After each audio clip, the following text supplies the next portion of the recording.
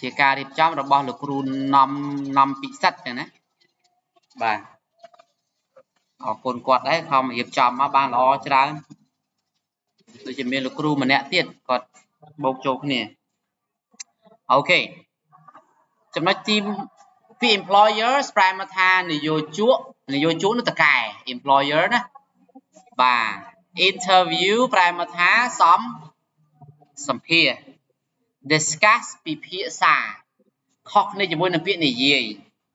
I talk to you I speak to you he say about it but you discuss some things យើងពិភាក្សាអ្វីមួយ or discuss with him ពិភាក្សាជាមួយនរណាម្នាក់ important ពី important នេះប្រែមកថាចាំសំខាន់ប៉ុន្តែបើចាំបាច់ necessary essential បាទហើយចង់ចេះពាក្យថ្មីអាហ្នឹងប្រើពាក្យថ្មីទៅបើយើងប្រើពាក្យត្រឹមតែពាក្យ important ប៉ុណ្ណេះពាក្យនេះមិនទាន់លំបាកប្រហែលទេចឹងថាអត្ថបទនេះមិនលំបាកប្រហែលទេនៅយើងจะប្រើពាក្យ arrive ពាក្យអីពាក្យដូច repeat អីហ្នឹងវាមិនពាក្យធ្ងន់ទេបាទបើសិនចេញមកពាក្យ necessary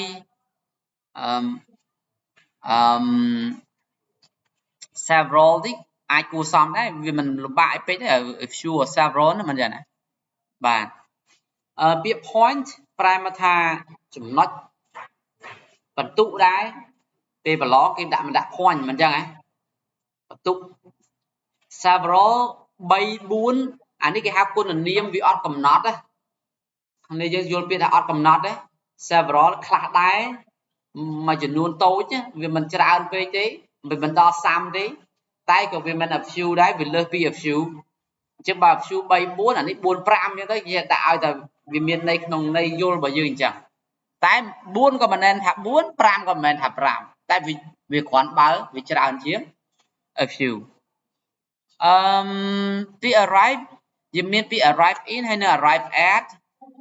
បាទមកដល់ where ស្លៀកពាក់ reliable ពាក្យ rely នេះពឹងផ្អែក reliable ដែលអាចពឹងពាក់បានដែលអាចទុកចិត្តបានពាក្យ appropriate នេះប្រែថាសមរម្យបាទសមរម្យមិនខុសឆ្គងមិនឆ្គងទេ repeat នេះភាសាទៀតបាទឥឡូវពាក្យទី1ដែលយើងត្រូវបំពេញ What is a job interview? Well, generally it is what follows after you send your CV to an employer who wants to know more about you មិនបកប្រែទេឬក៏បកប្រែដែរដើម្បីយើងបានជាប្រយោជន៍គេថាសួរអ្វីទៅជាការសម្ភាសសុំការងារធ្វើនោះ job interview សម្ភាសបាទសម្ភាសការងារគេថា well ជាទូទៅ well នេះបកប្រែទេ well នេះភាសានិយាយទេដូចជាយើងនិយាយចឹងឬនិយាយចឹង by the way ទេប៉ុន្តែ well នេះគឺថាអូវាមិនចឹងអូអត់ទេគេសួរថាឥឡូវលោកគ្រូថាម៉ោងក្រោយចង់សម្រាប់ឲ្យគ្នាយើងយល់ថាម៉េចដែរអូអត់អីទេគ្រូនេះហ៎អាមិនតិចនេះគេថា well that's okay អត់ទេហ៎បាទនៅទីហោទេមិនមកក្រោយយើងរៀនធម្មតា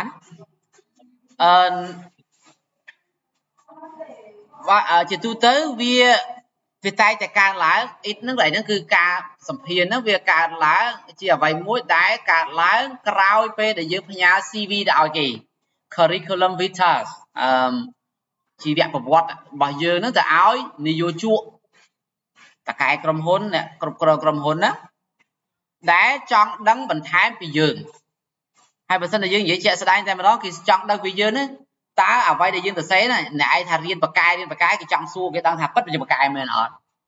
ណែថាបတ်ពិសោធន៍កខកខងនេះធ្លាប់ធ្វើនេះតើចំណេះដឹងរបស់ឯងនេះវាសមនៅអ្វីដែលគេចង់បាននឹងអត់ចេះគេសួរលំអិតហ្នឹងដើម្បីបញ្ជាក់ថាតើយើងមានសមត្ថភាពគ្រប់គ្រាន់អត់ទេតើយើងមានកុហកនៅក្នុង CV ទេព្រោះមាននៅ CV ខ្លះមិនប្រកាសថាត្រូវទាំងអត់ទេរហូតដល់ពេលខ្លះក្រោយពេលសម្ភាសហើយគេត្រូវខលបន្ថែមទៀតខលទៅសួរមេចាស់យើងថាតើបុគ្គលម្នាក់ហ្នឹងមិនដែរជួនកាលខលទៅមេចាស់យើងថា Ồ, mình sau này thế chúng ta cái smart trong thì mỗi cái cái thà cái chui dướng cái và cái dây cáp mà hay cái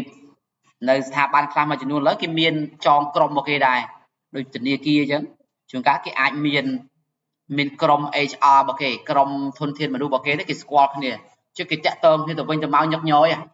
cái trong đang thà tá bọc lực mà nè nó là tranh pi tình yêu kia này ai máu nó miền chẳng phải ai cái kho xua và nên công chào chùm niên nowadays you mean Sណាជាទូត្រូវតែ say mean S nowadays បច្ចុប្បន្ននេះ want to meet you in person and see what you look like and ដាក់អីគេលេខណាលេខ1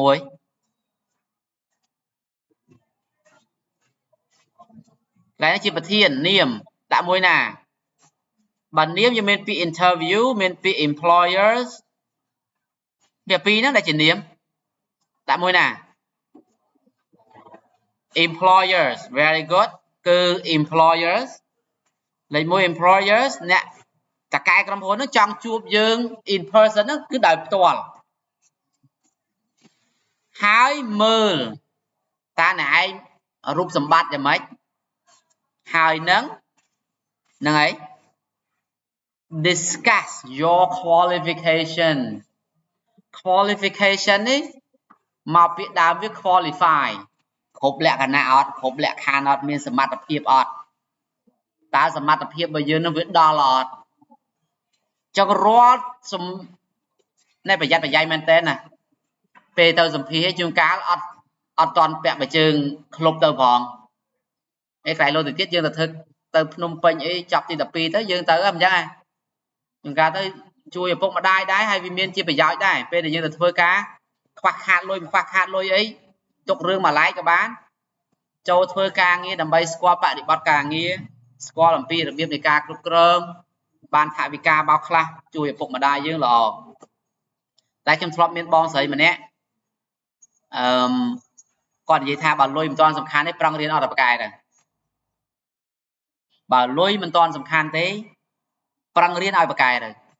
គ្មានមនុស្សប្រកែណាចេញមកវិញអត់មានការងារធ្វើតែបើទាថាលុយវាជួយប្រយោជន៍យើងខ្លះដែរយើងធ្វើទៅវាបានចំណេញទាំងសងខាងការខ្ញុំរៀនវាខុសខ្ញុំមិនដឹងមិនទេពេលដែលខ្ញុំរៀនផងធ្វើការផងខ្ញុំរៀនប្រកែតែរៀនតែមួយមុខខ្ញុំអត់សូវប្រកែខ្លាំងហ្មងចឹងកម្មពេលខ្លះកម្មចឹងអាហ្នឹងកម្មចាស់ខ្លះមួយចំនួនឲ្យនៅស្រួលអត់បានទេតែបើអត់ធ្វើអីឈឺឡូវបាទតែដឹងវាដែរអូខេបន្តទៀត there are កន្លែង there are ហើយវាមាន things មួយទៀតមិនចឹងហ៎ចន្លោះហ្នឹងជាគុណនាមពាក្យណាជាគុណនាមអាចដាក់បានហ្នឹងបានណា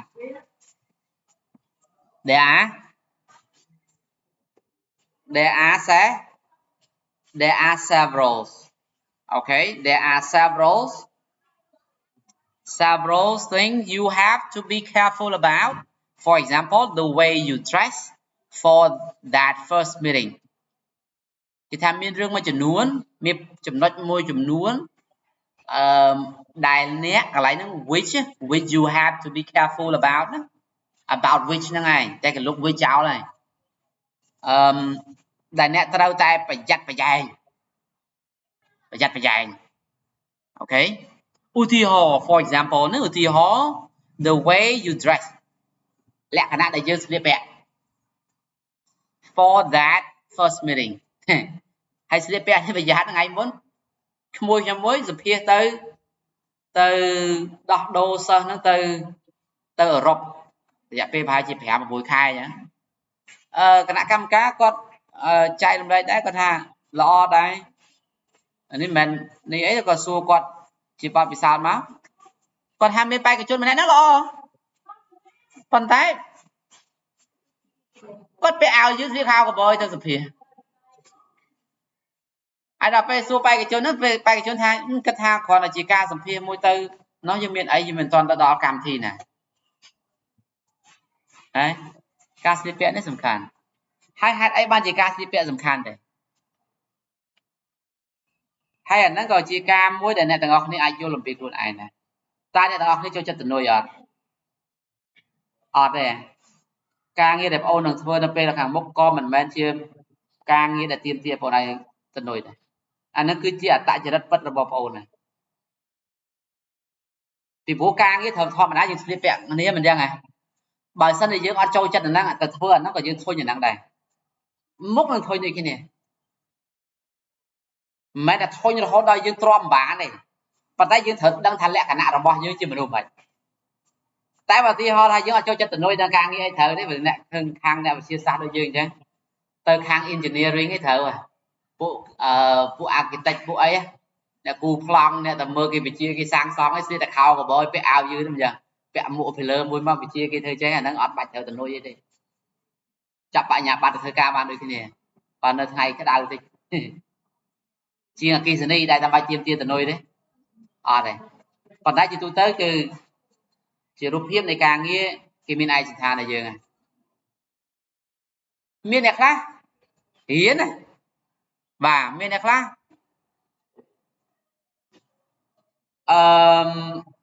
khi mà ai thì dây tha có thôi nhập hiệp chắc ba loài giờ hay miền này khác tiết sau bây giờ sao không trang sắt này ao xuống phòng mẹ ram tha đôi vậy yên ấy về để dương sắt sọ vừa khơi cho ly tròn miền này dương miền chẳng ấy nhưng cái thằng này dương ai sủng co lấy miền này dương khác chẳng anh đang phải che âm pi lẹ cả nạ rồi bao giờ này anh đang ca vô làm việc luôn này dương ăn trôi chất rồi biết đây dương thua tam mà cái hao tha cùng nót nó từng on nè anh nghe nhại còn miền được lắm nó chỉ sao nó đau của tuần núi xa mà phăng mà anh nó chơi tận na vào kia nó một cái trò tờ rơ càng kia nam cuối đây về đây cái phơi cá nó cũng cái sờ lạnh như này này ao chụp lại như này này nhưng phọt mi con sâm này nó cũng tăng quặn đâu riêng mày cứ tuần núi xa mà cái ao dương cái đá và quặn tuần núi mà xa thấy như thế bật hạ khi chứ đại khơi là na tuần núi hay cái quỳ thơ vơi chơi chẳng á làm lưng một cái ở bên nọ ấy bạn như này ai giờ khơi cũ là hai ba cái cá tuần núi ở đầm biên ấy không biết này nghe nhé anh nó xuống ha giờ mấy chúng các con trôi chết à bà con đây của tôi là tí cái thời vừa còn đây con là lớp khoảng 3 con rồi con lọp thôi chia nó chỉ nêu ông ca xã hội chia chết và trăm ca nơi ông ca xã chia chết một anh nó thở một con khơi nhỉ từ nào từ nấy cứ thở tập bé ao thùng châu cam thiết đang tại ao thùng đọc bị ao thùng má có thở tập miền ao po so với trận núi đây casual anh nó casual nó thà sầm manh phất có thở tại ao xó trận núi mùi đây miền của bạch cò rồi bà cam bị thi play ca tại đó time ao thùng mùi gì ok anh nè xoay vô pin khuôn ai than chạm bài okay for example the way you dress for that first meeting for men it is better to wear right to wear formal clothes và formal clothes sẽ đáy men tên á môn pe cái tao sủng phi nó kìm miên po là miên chả nó hàm pi cầm hôn nè rọp trang pi than là ai nó đâm tha tá tu thì là ai nó ban bạc hai và mai của cái mông ruồi ta bọn ai đụng băng bạc hai mà hay như cái thời đã không lẽ hạ slide mỗi là bay xóm sọp này như ai cha slide tha tam cô ca rồi bò cầm hôn rồi bò nè rư môi còn hà chả lọt pi phần này môi ta phần này môi phần đáy những đăng cho bạn mình ai cầm đặt thaประมาณ này tại bây giờ cầm đặt thaประมาณ nutra na tha ọt ấy bà ọt mi cái lại pin nè tới trong comment chấm rồi xây tiết tai đang ai đã bàn ok tai chấm lại là o những cái hot pe cái xua bạc hai mà ai từ lơ cô cả còn đấy cô ca bao from hôn bọn này ai nó cứ dương đăng cái tham bảo bán hay những ai từ tôi cho ba là hào ok và bạc hai nó chỉ ca cho cha đây về một ok for example a shirt tie and it is to wear a jacket or blazer đại này gì làm chỉ con là niêm lại nè bộ thu bi em chăng này thu bi hay cần khỏi miền miền thế này នៅខាងក្រៅ to be អាចជានាមអាចជាគុណនាមអាចជា preposition អាចជា verb ing អាចជា verb ខ្ទង់ទី3ដែលយើងហៅខ្ទង់ទី3 past participle ជា passive តើឡើងដែរគេមានគេសាប់ខ្ទង់ទី3ទេក្នុងន័យ passive ទេអត់មានគេសាប់ ing នៅខាងក្រៅវាដើម្បីនិយាយពីអ្វីមួយកំពុងតែកើតឡើងទេអត់จะមានអីអាចមានគុណនាមមានពាក្យ reliable មានពាក្យ appropriate several យើងប្រើហើយមានពាក្យ important តើយកមួយណាសំជាងគេយកពាក្យ appropriate មិន appropriate ទេណា appropriate អូខេសំរុំអូខេបន្តមកទៀត make sure your hair is tidy ហើយប្រកាសថាសក់របស់យើងនឹងមានរបៀបរៀបរយ and looking your best ហើយមើលទៅស្អាតតែហ្មងខ្ញុំបើកវងកញ្ចក់តាក់ទងជាមួយនឹងស្អាតនេះបន្តិចចំណុចមួយដែលអ្នកទាំងអស់គ្នាគួរធ្វើគឺបង្កើតទម្លាប់ញញឹមឲ្យបានច្រើនបន្តិចហើយបើចូលចិត្ត selfie មុនពេល selfie ហ្នឹងមើលថាតើយើងញញឹមបែបណាដែលសមជាងគេហើយញញឹមតែ style មួយហ្នឹងក៏បានដែរអ្នកខ្លះញញឹមហ្នឹងតើតែចេញថ្មីមិនស្អាតអ្នកខ្លះគាត់ញញឹមបន្តិចគេឃើញស្អាតហើយអានេះមិនទៅបោកបិឆោតគេប៉ុន្តែយើងវាមានលក្ខណៈរើអាចំណុចហ្នឹងហើយមែនតើទៅបើខ្ញុំគិតថាជា psychologically ពេលមានបញ្ហាក៏ដោយបើយើងគ្រាន់តែញញឹមពេលខ្លះញញឹមតែទឹកមុខហ្នឹងក៏វាអាចធ្វើឲ្យមានអាភាពប្លែកមួយនៅក្នុងអារម្មណ៍របស់យើងដែរអូខេជួនកាលយើងគ្រាន់តែញញឹមចោលខ្ញុំឲ្យអ្នកទាំងអស់គ្នារៀនសាកល្បងមើលពេលដែលយើងញញឹមម្ដងតើវាមានរឿងអីកើតឡើងចំពោះខួរក្បាលរបស់យើងហ្នឹងបាទអត់ទេខ្ញុំនិយាយមែនហើយរៀនញញឹមហើយញញឹមរកប្រភេទញញឹមរបស់យើងដែលស្អាតសម្រាប់ខ្លួនឯងគ្នាយើងដែលឃើញនៅកម្មវិធីធំដែលគេឃើញគេផុសរូបអ្នកធំមកគេថតទៅក៏អត់ស្អាតដែរតាមពិតអ្នកថតអ្នកចឹងថាប្រហែលជាគាត់មានកន្លែងដែលមិនស្អាតដែរប៉ុន្តែអ្នកផុសអត់ហ៊ានផុសអត់ស្អាតទេអាចមានអញ្ចឹងដែរប៉ុន្តែវាជាសមត្ថភាពមួយដែលយើងគួរតែមាននៅក្នុងការញញឹមស្ទើរតែគ្រប់ពេលវេលាបាទទោះក្នុងស្ថានភាពណាក៏ដោយឧទាហរណ៍ថាកិច្ចចរចាមួយរវាងមនុស្សពីរក្រុមហើយយើងគាត់ថាគេទៅចរចាអីមិនសូវស្រួលយើងមុខ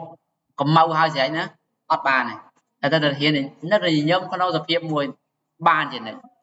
អញ្ចឹងអាភាពញញឹមបាននេះគឺត្រូវតែអាចធ្វើបានគ្រប់ពេលវេលាគ្រប់កលៈទេសៈអូខេអានោះតើយើងគិតតិចបានអាចយល់បាន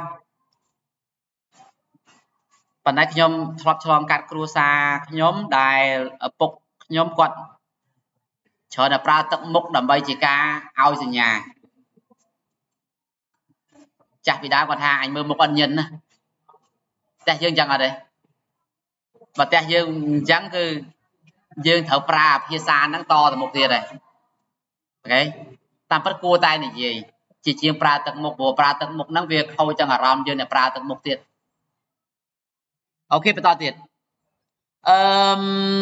if you are a woman if you are a woman it is important to look smart and not wear too much makeup បាទវាយើងគួរតែមើលទៅវា look smart ហ្នឹងគឺគេមើលមកយើងដូចជាអ្នកចេះដឹងណាតុបតែងខ្លួនមកនិយាយអ្នករៀនអ្នកសូត្រអ្នកធ្វើការងារប៉ុន្តែយប់ចូលដល់ក្លឹបហ្នឹងអូខេ and not to wear much makeup តែកុំលាបម្សៅធ្វើមុខធ្វើមាត់ខ្លាំងពេកបាទ another important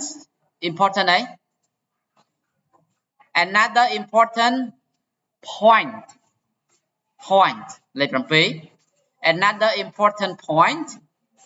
another important point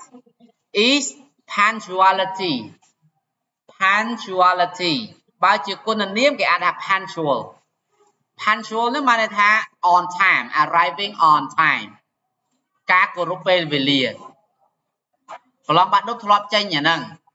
បានតែគេដាក់ឈ្មោះតុលា is you always arrive on time so she is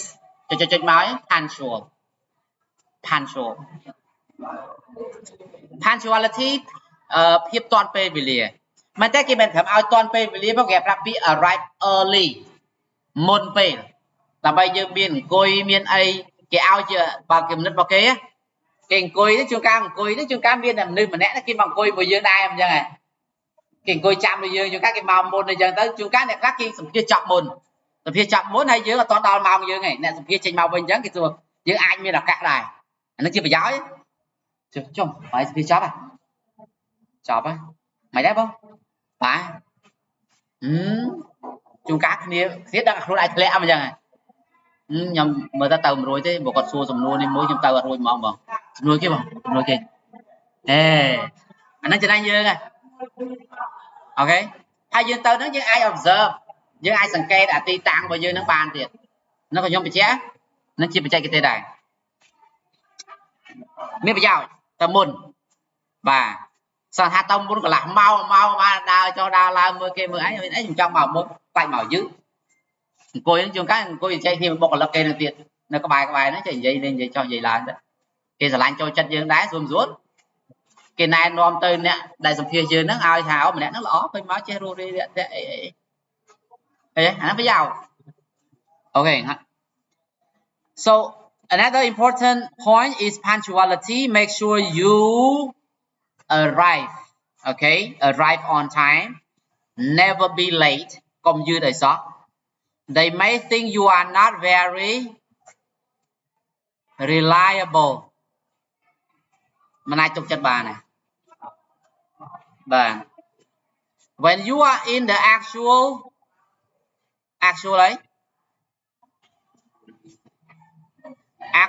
interview in the actual interview answer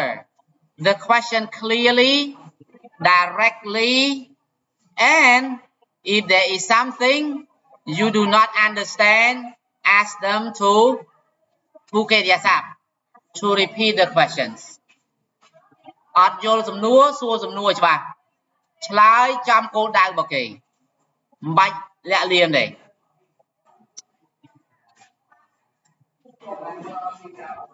the question instead of giving wrong answer លេខ11ដែរគេ repeat the question instead of giving wrong answer គេសួរបើថាស្ដាប់មិនទាន់ប្រហែលថាសុំនិយាយភាសាទៀតមកអត់ទាន់យល់ទេពីហ្នឹងចង់ឲ្យខ្ញុំនិយាយពីអីចឹងយើងឆ្លើយមកគេទាំងតែ okay show that you are interested in the job but do not be over excited ប្រាប់ថាយើងបង្ហាញថាយើងចង់ធ្វើការងារហ្នឹងក៏ប៉ុន្តែមិនមែនចង់ over excited នោះរំភើបចង់ងាប់ណាបាទបើបានមកខ្ញុំល្អ relax do your best and be yourself មួយកុំបង្ខំធ្វើឲ្យអស់ពីសមត្ថភាពហើយមិនបាច់ព្យាយាមកុហកទេនិយាយតាមអ្វីដែលយើងមានទៅព្រោះយើងជាមនុស្សល្អហើយអូខេឥឡូវប៉ុណ្ណឹងសិនណា